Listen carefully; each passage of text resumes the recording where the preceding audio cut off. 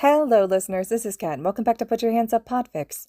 This will be the continuation of Reformation. This will be Part 27, Chapter 33. Class 1A was lounging in the common room, enjoying a quiet afternoon after class. Some were studying, while others were quietly chatting or playing games on handheld devices. Mike was supervising Shoto, Hitoshi, and Izuku while they worked on a group project, though he didn't really feel like he needed to be there. The three were working diligently and weren't causing any trouble. Mike made a mental note to speak to Nezu about maybe letting Izuku and Himiko do more without a teacher around. Neither had caused any trouble for a while and had built a solid support system among their peers, so he didn't see a reason why they couldn't be alone, like normal teens. Watching the three work, Mike was reminded of his own high school years.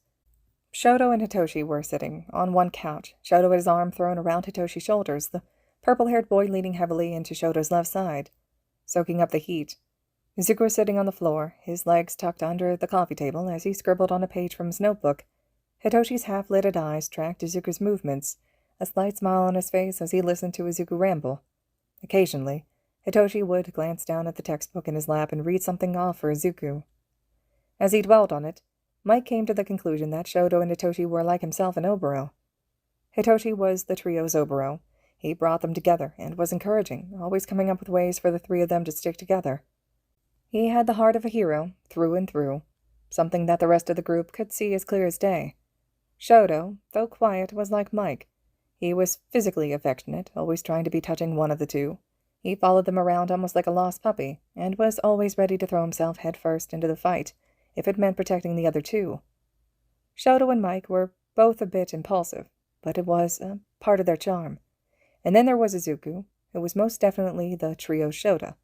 Smart, calculating, and incredibly creative. They both were a bit distant, almost skittish, clearly touch-starved, but not confident enough to ask for or initiate physical contact. They were both oblivious as well. Izuku seemed to truly have no idea that Shoto and Hitoshi had feelings for him. It was quite possible that he didn't realize he had feelings for them either. That, or he was repressing the feelings so much that he'd managed to convince himself they weren't there. Shota had been the same way, back when they were teens. The only reason Shota had finally realized that Mike and Oboro had feelings for him was because Mike literally screamed, "We love you," at him while Oboro gave him a massive bear hug. Mike doubted that was the route Hitoshi and Shota would take when it came to asking Izuku out, but he guessed it wouldn't be too far off. A buzzing noise caught their attention, dragging Shoto's eyes away from the textbook he was reading from and to his phone, which he had set on the side table next to him. He closed the textbook and reached for his phone, checking to see who was calling him. Grimacing, he handed it to Hitoshi to see. Hitoshi groaned. "Why is Fuyumi calling you?" Izuku looked up from what he was writing. "Your sister?" "Yes, I'm unsure if I should answer it." "I can answer it for you if you want," Hitoshi offered. "I've been working on mimicking voices without my persona chords, and I think I have your voice down." "No, that is not happening," Mike cut in, standing up and walking over to Shoto. "Let me answer it. She technically isn't supposed to be calling you right now, per a letter UA sent her and Endeavor. After Natsuo expressed his concern about her trying to convince you to give Endeavor another chance, we asked her to refrain from contacting you unless we told her otherwise." Shoto nodded, handing the phone off to Mike. Mike took a steadying breath before picking up the call. "Hello, ma'am. This is President Mike, Todoroki's teacher," Mike said in an even and stern voice. He listened for a moment before his green eyes went round. Pulling the phone away from his face, he covered the microphone and whispered to the kids. "Turn on the news. Quick." Izuku and Hitoshi both scrambled to find the remote. Meanwhile, Mike went back to listening to Fuyumi, who was currently yelling loud enough that Shoto could hear her voice coming from the phone. He couldn't make out what she was saying, but he could tell that she was furious and possibly crying. Hitoshi managed to find the remote and quickly turned the TV on while Izuku climbed up to sit on the arm of the couch, perching himself protectively beside Shoto. Hitoshi lowered himself back into his spot on Shoto's other side, all three staring at the screen. In blazing red letters across the bottom of the screen read the words, "Number 2 Pro Hero Endeavor arrested for assault." "Holy shit," Izuku whispered. "What happened?" Hitoshi shook his head, turning up the volume a little so they could hear the news anchor speak. "We are lucky that Pro Hero Manual was nearby to put out the fires," the woman said, speaking to her co-anchor. The man nodded. "I understand that Endeavor's son also helped control the flames." "Wait, the one that he attacked?" "Correct. Even while being assaulted by his father in public, I might add, Natsuo Todoroki used his minor ice quirk to cool the air and reduce the temperature of the flames. The police say they will not be bringing charges of illegal quirk usage against the young man, seeing as it was self-defense and the defense of those around him. It helps that his quirk didn't harm anyone or damage anything, but do we know why Endeavor attacked his son? The woman asked. Eyewitness accounts say the two were arguing over the custody of the youngest Todoroki child. From what was said, there is speculation that Endeavor may have abused and neglected his children. It appears that Endeavor and Natsuo Todoroki happened to be walking on the same street at the same time, and Endeavor approached his son regarding the custody dispute they are currently in. The situation escalated to the point that Emmanuel had to arrest Endeavor and call an ambulance for young Todoroki. Well, I wish him a speedy recovery. I'm sure more information will come to light in the coming days, but in the meantime, let's go to Yamaguchi with the weather. I understand you're upset, ma'am, Mike said, trying to calm Fuyumi. But this is in no way Todoroki's fault. If you are concerned about your father's career, then I suggest you contact a lawyer to represent him. I'm assuming he has a variety of lawyers on retainer for his agency, so I'm sure that one of them will represent him in his personal matter. Now, if you will excuse me, I'm going to do my job and ensure that your brother's all right. With that, Mike hung up. He then promptly turned off Shoto's phone. Go get your shoes on, boys, Mike said. We're going to go to the hospital and see Natsuo. Midoriya, Ari's at therapy with Hound Dog. I want you to run and get her for me. I'll send Hound Dog a text to let him know you're coming. Shota has meetings and patrol late, so I don't want to leave her here while we're gone. I need to make a few phone calls and then I'll be ready to go. Wait, you want me to go get Ari by myself? Izuku asked, looking slightly panicked. If you want to bring Todoroki or Shinso with you, you can, but I trust you, kiddo. I know you'll be fine on your own. Mike then turned and handed Shoto his phone back. Keep it shut off for now. I wouldn't be surprised if your dad's lawyers and PR reps tried to call you. They'll want to try to convince you to drop the custody dispute and abuse charges, and to try to get you to turn on Natsuo. The three hurried to do as they were told, and ran across campus to find Ari. They got a few strange looks, but no one stopped them. When they reached Hound Dog's office, they found the pair sitting at a low table, coloring together and discussing Ari's art. Boys, come in. Our session was just about to end, Hound Dog said, giving them a smile. Ari held up her drawing for them to see. Deku, look, I drew us the night you saved me. The drawing was crude, the scribbles clearly done by a child. There was a green, vaguely human shape with red feet, and a silver band across the face that was clearly supposed to be Izuku. Next to him, holding his hand, was a white shape with startling red eyes, an oversized yellow horn curling from the head, representing Ari. Izuku could tell that she must be feeling self-conscious of her horn, since she had exaggerated it so much in the drawing. He's asked not to be called Deku now, remember, Ari? Hound Dog gently corrected. She nodded sheepishly, blushing slightly. Sorry, Miri. It's okay, Ari. If you want, you can call me Izuku. That might be easier for you. Or you can call me Izukun, like Himekun does sometimes. Ari beamed at that. Okay, Izukun. I understand that you are here to pick up Ari, correct? Hound Dog said, standing from the low table, cringing slightly as his knees popped. Yeah. We are heading to the hospital to visit Shoto's brother, and Aizawa won't be back until late. I think it will be good for Ari to leave campus for a little bit, Hound Dog said before turning to look at Ari, who was quietly cleaning up the crayons. Ari, I want you to remember your breathing exercises. Stay close to Midoriya or Yamada, okay? I know the hospital will probably be a little scary, but you will be safe. I know I will. Izukun will be there, she said cheerfully. I'm always safe with him. Izuku melted slightly at that, giving her the soft and gentle smile he reserved only for her. Come on, Peanut. We need to go meet Mike. I'll hold on to your drawings, Ari, Hound Dog said, collecting the papers and tucking them away in a thickly packed folder. When he saw Hitoshi and Shoto staring at it, he gave them a stern expression, causing the pair to quickly look away. That was Ari's patient folder, and they had no business looking too closely at it. The kids then hurried to meet Mike at the front gate, where he was waiting in his car. He had a rather nice car, nicer than Sir Night-Eye's. It was American-made and clearly imported into the country, considering which side of the car the wheel was on. It was well taken care of, and the pink child's car seat in the back seat seemed out of place with his rocker persona. Hitoshi chose to sit in the front seat, knowing that Ari would want Izuku next to her, and that Shoto would not feel comfortable sitting in the front alone with Mike. Izuku had cast a confused glance at Hitoshi before climbing into the back, unsure of why the purple-haired boy wouldn't sit next to his boyfriend. But as soon as Izuku had himself and Ari buckled in, Shoto was lacing his fingers with Izuku, his grip tight. The taller boy pressed himself into Izuku's side. his worry evident in the way he held his tense body. "It's going to be okay," Izuku assured. "Natsuo is tough." "He's sensitive to heat, though. His ice quirk isn't very strong, and he mostly uses it during the summer to keep himself from overheating. What if it ever burnt him? It'd be worse for Natsuo since he isn't built to handle flames." "There's no use worrying right now," Mike said, catching their attention.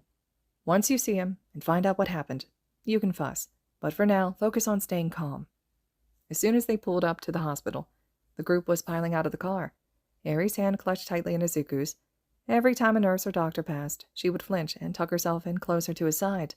Eventually, he stooped down and scooped her up, letting her bury her face into the side of his neck. "It's all right, Eri. I know it's a little scary, but you're safe." She didn't say anything. Instead, she just squeezed him tighter, her horn poking uncomfortably into his skin. When they reached Natsuo's room, they could hear him inside bickering with someone. "No, I don't need to stay overnight. You've already taken photos and notes for the case, so there's no point in me staying. I've treated burns before. I know what I'm doing." "Sir, these are serious burns. A professional really should—" "I may not be a doctor yet, but I've been treating burns for years. I can handle this." Shoto shoved the door open, only to stumble as his knees buckled. Hitoshi caught him, keeping him upright as they struggled over to one of the chairs in the room. When Izuku followed them in, he finally saw why Shoto was so upset. Natsuo was badly burned. One of his arms was completely wrapped from fingertips to shoulder. His chest was bare, revealing streaks of red, shiny skin, and mottling bruises. His nose was very clearly broken, and he was sporting 2 black eyes, one of which was swollen shut. A boot was strapped to his left foot, hinting at possible broken bones. He had splinted fingers on both hands, each of them bruising from the breaks and dislocations. But when he saw his brother, Natsuo smiled, his crooked grin, flashing a chipped front tooth. "Shoto, guess what? I actually got a couple of hits in, and Devhor's built like a brick shithouse, and it fucked up my hands, but I'm betting he's got a black eye to match mine." "Language," Izuku scolded, tilting his head toward Eri. "Oh, sorry, didn't see her there. Mike-sensei, hey, thanks for bringing Shoto and his friends, I appreciate it." "Of course, it's no trouble." Shoto finally spoke, shaking his head incredulously. "Are you seriously trying to convince the doctor that you should be released?" "He is," the doctor said haughtily, her jaw set firmly in frustration. "Perhaps you can convince him to listen to reason and stay overnight." "I'll be fine. Seriously, I was treating yours and Toya's burns for as long as I can remember." "It's different when it's your own body," Shoto said. The doctor nodded. "And it's different when they are 3rd-degree burns. This is serious. If these don't heal properly, we will need to do skin grafts." Natsuo grimaced. "I don't think we'll need to go that far." "We very well might." Finally, Eri lifted her head from Izuku's shoulder to get a good look at Natsuo. Her cherry-red eyes went wide as she saw the state he was in. Her bottom lip started to tremble as tears welled in her eyes. Did a villain get you?" she asked in a small voice. Well, Natsuo started, trying to think of a way to explain the situation to the little girl. "Eri, you remember how Overhaul hurt you?" Mike asked gently. "Even though he said he cared about you." "Yes, he was a liar." "That's right. He was a liar. He was supposed to take care of you, and he didn't. Sometimes that happens in families. Sometimes parents will hurt their kids. It isn't right, and it's illegal. That's what happened to Natsuo and Shoto. Their dad hurt them." "So, is their dad going to go to jail like Overhaul did?" "We hope so. We are trying to get him put there. It's hard, though, because he has a job as a hero. That means he has a lot of money and people supporting him, so we just have to work extra hard." Eri frowned. "But I thought heroes are supposed to be good."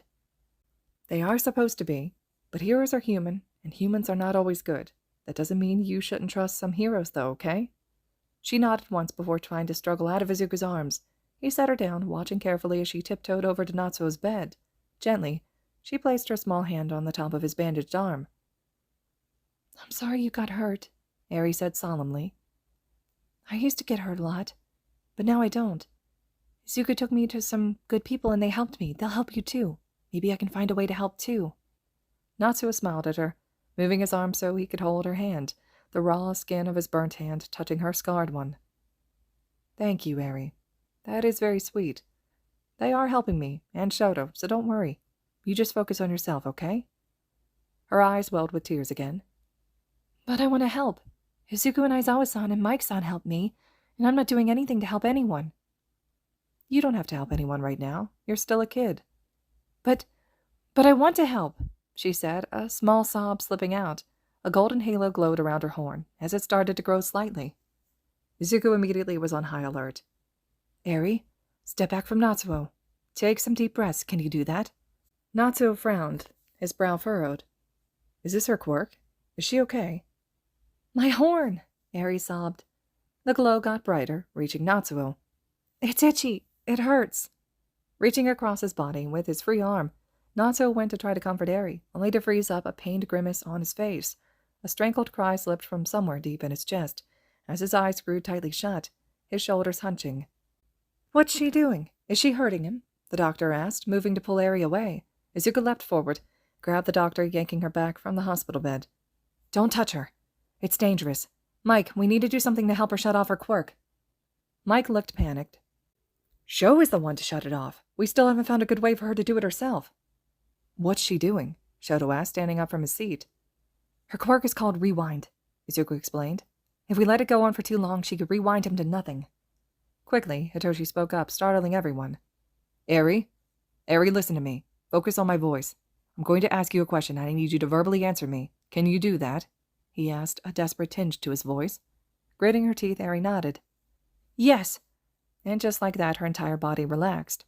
Her eyes opened, revealing white irises and a vacant expression. She was caught under Hitoshi's quirk. "Eri, focus on your body. Take a deep breath and turn off your quirk," Hitoshi instructed, the glowing from her horn already receding. "Remember how this feels. Focus on what it feels like to deactivate your quirk. Good. You're doing a good job. Now that it's off, I want you to take a few slow breaths in and out. Feel the anxiety and fear leave your body. Remember that you are safe here and that no one is mad at you." Once it seemed like her breathing had evened out, Hitoshi let his quirk drop, freeing her. With a whimper, she slumped forward, barely holding herself up against the hospital bed. Izuku ran forward, Mike hot on his heels, the both of them crouched beside her, Mike bundling her into his arms as they looked her over. Shoto and the doctor rushed to Natsuo, shooting rapid-fire questions at him. "Eri, are you in any pain? Where did his bruises go? The burns? Are you breathing okay? Was Hitoshi's quirk scary? Natsuo, does anything hurt?" "Holy shit," Hitoshi whispered, his eyes huge. "She rewound all his injuries." Izuku looked up and saw that Hitoshi was right. Natsuo looked as good as new, and thankfully no younger than he did before. His gray eyes were blinking in confusion as he looked down at his chest, which now looked completely unscathed. "Nothing hurts," he said in a small voice. I feel fine." "Do you have any memory loss?" the doctor asked, reaching out to unwrap his arm. "No. I remember everything. I think it only rewound my body." Izuku nodded. "That makes sense. From what I know about her quirk, which isn't a lot, she only rewinds people physically, not mentally." Once Natsuo's arm was fully uncovered, they saw that he was healed, not even a scar left behind. The doctor set aside the bandages and kneeled beside Eri, who had tucked herself against Mike's chest, had her eyes closed, wiped out from using her quirk. "Your name is Eri, right?"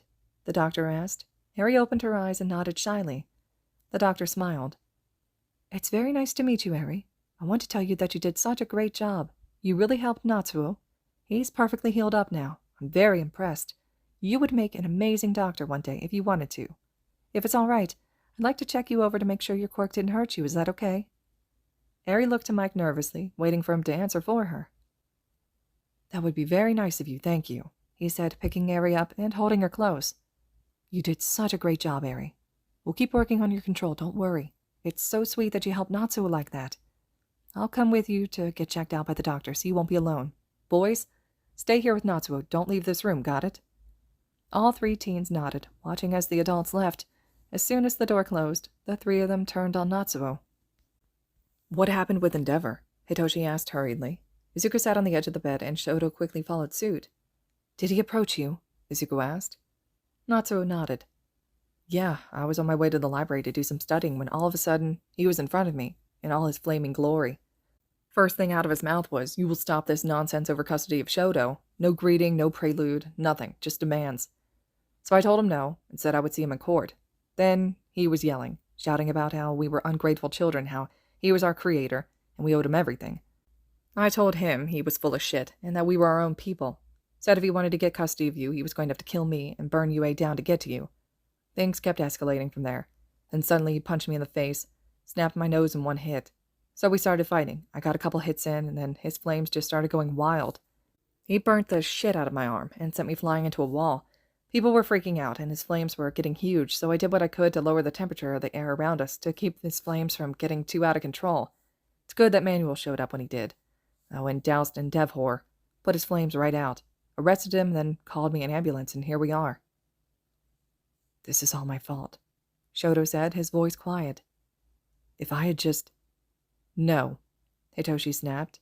His hand came down on Shoto's shoulder, silencing him. "You cannot blame yourself. This isn't your fault at all. This is all on him." "Damn straight. Glad you have someone around that has some common sense," Natsuo said with a smile. Hitoshi snorted. "Izuku is the smart one, not me." "I said common sense, not intelligence. Izuku's the kid who thought it was a good idea to build a bomb within the first, month? 2 months? Whatever. He built a bomb nearly as soon as he got to UA and set it off just to win a game of Capture the Flag, then ran on a broken foot." Izuku squealed indignantly. "I didn't tell you about that."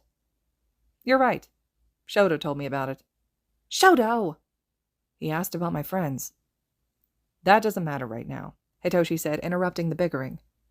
"What matters is that Endeavor has been arrested, and there are witnesses this time, so it can't be swept under the rug. Is Nezu ready to bring the child abuse charges against him?" Natsuo nodded. "Yeah, we were going to be filing everything next week. I'm sure Nezu's expediting everything. It's good the police and doctors took the pictures of my injuries when I first got here, though, or else Eri would have accidentally erased all the evidence."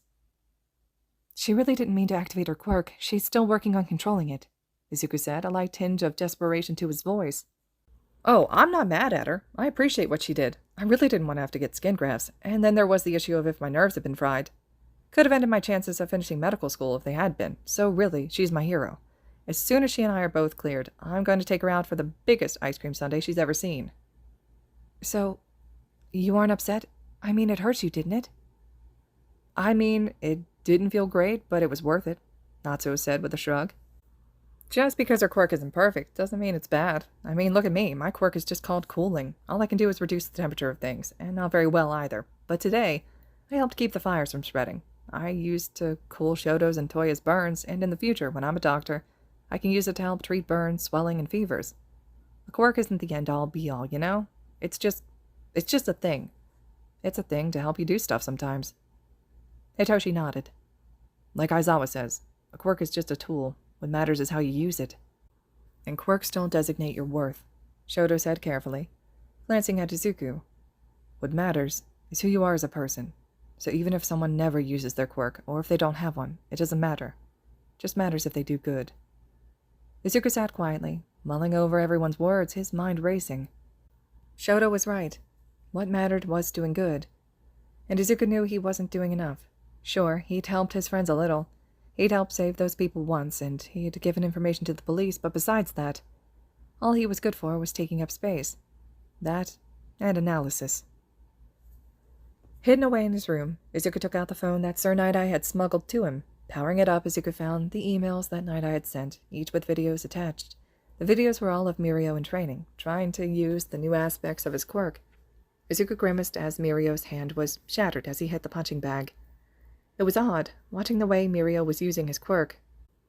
When he went to move through something, there was no visible sign of his quirk, but when he went to hit something with his enhanced speed, it looked like blue lightning would crackle and crisscross along his limbs and across his face.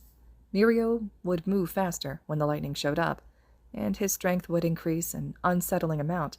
He seemed to be a good sport about his injuries, not cursing in the way Izuku would have been. Something in the background of one of the videos caught Izuku's eye, making him frown. He backed up the footage and zoomed in slightly.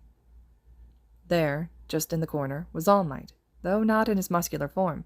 He was watching Mirio, smiling as Mirio managed a jump without injuring himself. Why was All Might helping Mirio? Why was All Might in a skinny form? Was Mirio aware of All Might's time limit? Of All Might's injury?